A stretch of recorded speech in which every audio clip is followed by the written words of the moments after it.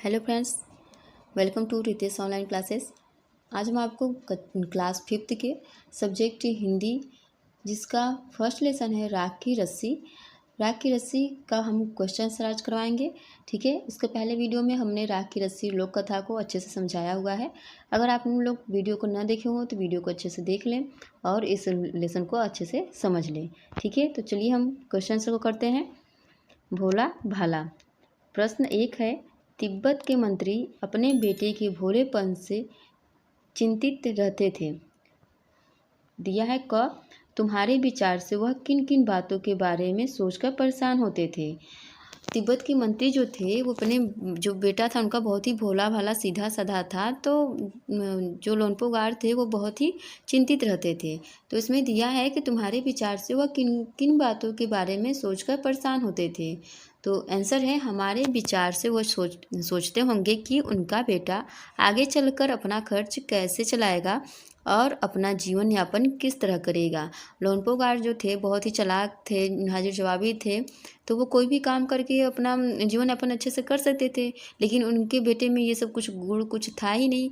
तो वो इसी बात से चिंतित होंगे कि वो आगे चलकर अपना खर्चा कैसे चलाएगा, अपना जीवन यापन कैसे करेगा। ठीक है, दूसरा है, तुम तिब्बत के मंत्री की जगह होती तो क्या उपाय करती। पूछ रहा है कि अगर आप तिब्बत के मंत्री जो लोनपो गार्ड थे उसके जगह पर रहते तो आप क्या करते। तो उत्तर में है कि मैं तिब्बत के मंत्री की जगह होती तो अपने बेटे को प्यार से समझाती। ठीक है, शहर की तरफ। प्रश्न 1 है, मंत्री ने अपने बेटे को शहर की तरफ रवाना किया। मंत्री ने अपने बेटे को शहर क्यों भेजा। जो लोनपो गार्ड मंत्री थे वे अपने बेटे को शहर की तरफ रवाना किए थे। ठीक है, तो मंत्री फिर क्वेश्चन कर रहा है कि मंत्री ने अपने बेटे को शहर क्यों भेजा था। तो मंत्री उत्तर है, मंत्री ने अपने बेटे को शहर में दुनियादारी को समझाने के लिए भेजा था। मतलब वो सोचे कि घर से बाहर जाएगा तो थोड़ा देखेगा समझेगा, हो सकता है उसके अंदर कुछ समझदारी हो तो वो अच्छे से कुछ समझेगा। ठीक है, तो कुछ समझाने के लिए उसे दुनियादारी समझाने के लिए वो अपने बेटे को क्या करते हैं कि शहर में भेजते हैं। उसने अपने बेटे को भेड़ों के साथ शहर में ही क्यों भेजा।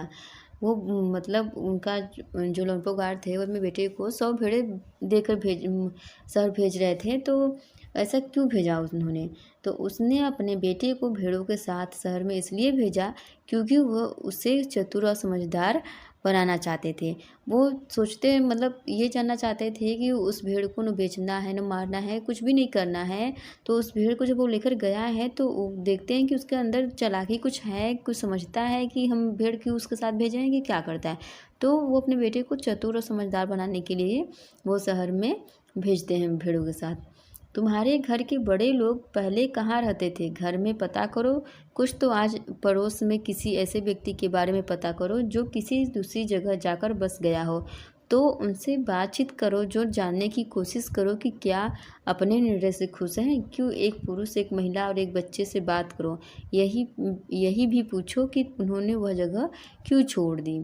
ठीक है, तुम्हारे घर के मतलब बड़े लोग पहले कहाँ रहते थे। जैसे बड़े लोग जो थे पहले कहीं पे कोई रहता था, फिर जाकर कहीं भी बस जाता था, तो उसी पे है कि मतलब वो जब वहाँ से यहाँ आए तो वो खुश हैं कि नहीं है, ये सब आपको पूछने हैं।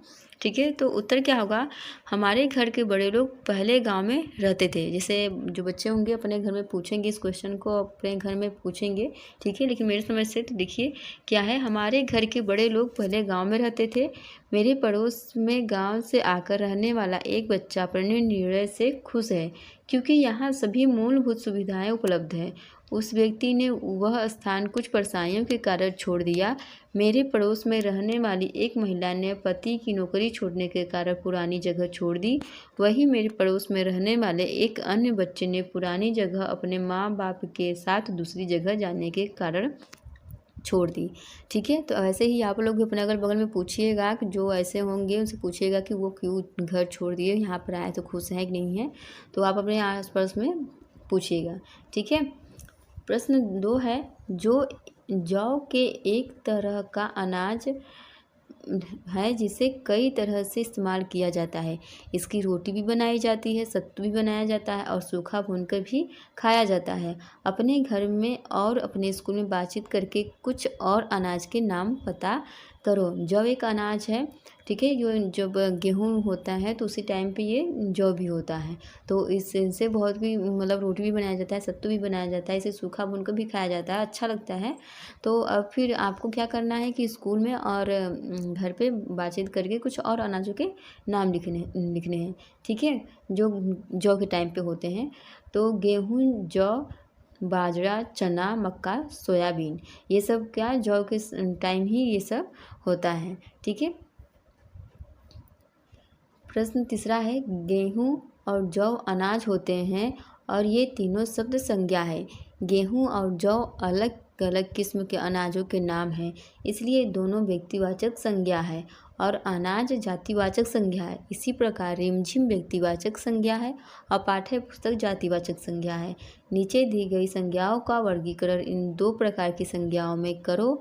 लेह धातु शेरवानी, भोजन, तांबा, खिचड़ी, शहर, वेशभूषा, ठीक है। जैसे ऊपर दिया है ना, गेहूँ और जौ दोनों अनाज है लेकिन इनकी संज्ञाएँ जो है वो अलग अलग हैं। तो उसी तरह पे यहाँ पे नीचे कुछ नाम दिए गए हैं, तो उनको आपको बताना है कि इसमें कौन जातिवाचक है और कौन व्यक्तिवाचक है।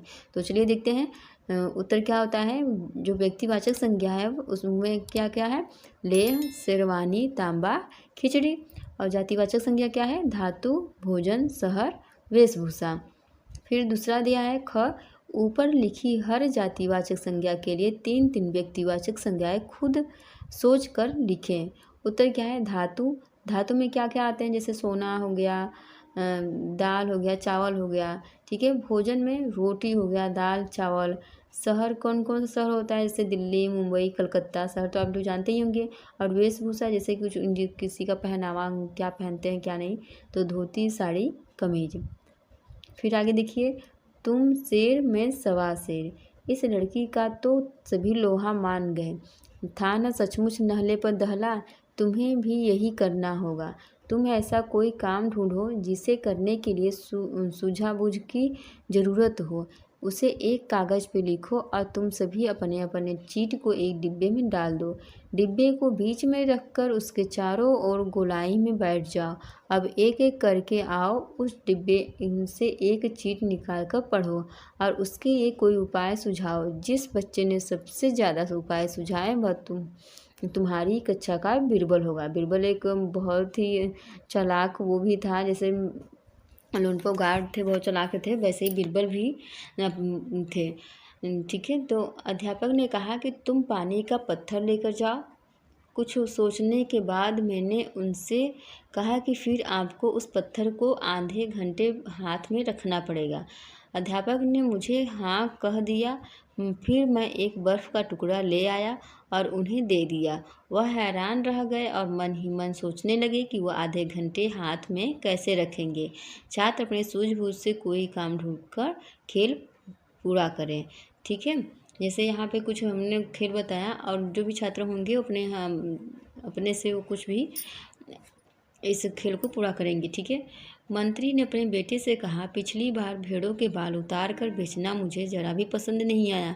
क्या मंत्री को सचमुच यह बात नहीं आई थी? उस अपने उत्तर का कारण भी बताओ। तो क्या होता है कि उत्तर है, ऐसा नहीं था कि उन्हें बात पसंद नहीं आई थी, लेकिन मंत्री को पता चल गया था कि यह काम उनके बेटे का नहीं है। वो जानते थे कि मेरा बेटा जब चालाक है ही नहीं, वो ये काम कर ही नहीं सकता है। तो वैसे भी वह अपने बेटे को चालाक या होशियार बनाना चाहता था, इसलिए उसने ऐसा किया कि वो बाद में उसने उस लड़के से अपने बेटे की शादी नहीं करवाई। सिंह और जौ। पहली बार में मंत्री के बेटे ने भेड़ों के बाल बेच दिए और दूसरी बार में भेड़ों के सींग बेच डाले। जिन लोगों ने यह चीज़ें खरीदी होगी उन्होंने भेड़ों के बालों और सींगों को क्या किया होगा, अब अपनी कल्पना से बताओ। तो आप लोग को पहले बताएं हम कि भेड़ के बाल से क्या होता है, ऊन बनता है, और उनके सींग से क्या होता है, सजावट के सामान भी बनते हैं। तो जिन लोगों ने यह चीज़ें खरीदी होंगी उन्होंने भेड़ों के बालों से ऊन के वस्त्र और सींगों से सजावटी सामान बनाया होगा। बात कहने के तरीके आगे देखते हैं।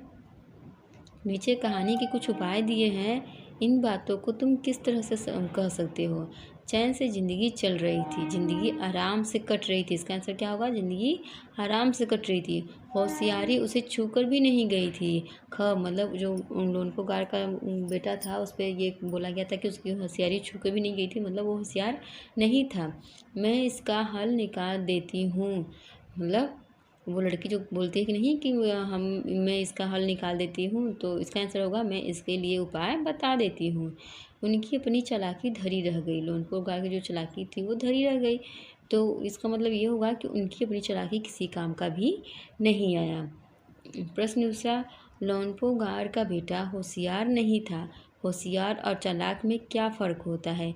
किस आधार पर किसी को तुम चालाक या होशियार कह सकती हो?